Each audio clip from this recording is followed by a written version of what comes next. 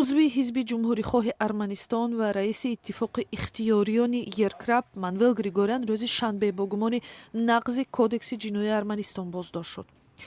همه گپ از پخشین نوار ویدیویی عملیاتی وارد شدن کارمندان خدمات امنیت ملی ارمنستان به بوستانسرای با حشمت گنرال شروع شد. در اظهارات ویدیویی مقامات انتظامی روز 17 میلیون گفته شد که استراحتگاه مربوط به مانوئل گریگوریان به ذخیره‌گاه سلاح و هم автопарки ماشین‌های قدیمی و نو تبدیل داده شد. در اظهارات اینچنین گفته می شود که بوستانسرای گنرال همچنین مکان نگهداشت ذخیره‌های آذوقه، مواد گیگیینی، داروواری، لباس نظامی بود و هر مواد برای سرباز نام نوشتجات داشت.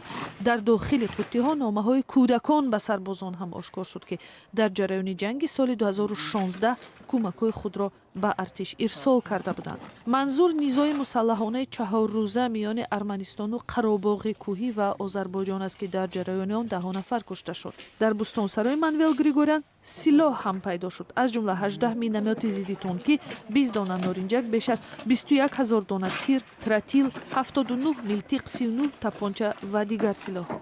3 автопарке که آشکار شد ماشین‌های گرانبهای زمانوی، قدیمی، موتورسیکل و ماشین‌های برفگذر داشت. اینچنین یک ماشین یاری تجلی و چند ماشین جیپ یافت شد که در روزهای جنگ استفاده شدند.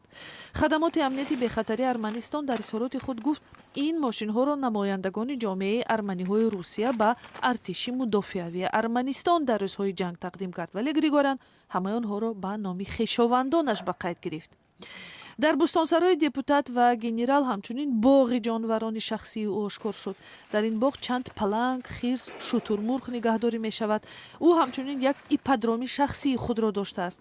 از جریان تحقیقات اولیه معلوم می شود که مواد غذایی برای سربازان پیش بینی شده را گنرال برای غذای جانورانش استفاده می کرد.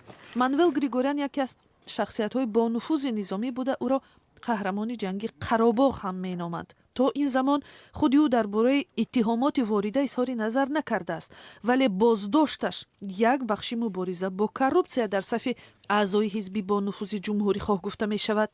روز شنبه پسرش میری شهر اچمیادزین هم از مقامش کنار رفت. اسم گنرال و پسرش در اوج اعتراضهای ضد حکومتی از جانب طرفداران نیکول پاشینیان، سیاستمداری که مهمه سر قدرت آمد، همچون افرادی آلوده به کورپسیا زیاد یاد می شد. روز 18 میلیون پاشینیان عریضه حکومت به پارلمان را با درخواست محروم کردن گریگوریان از مسئولیت ارسال کرد.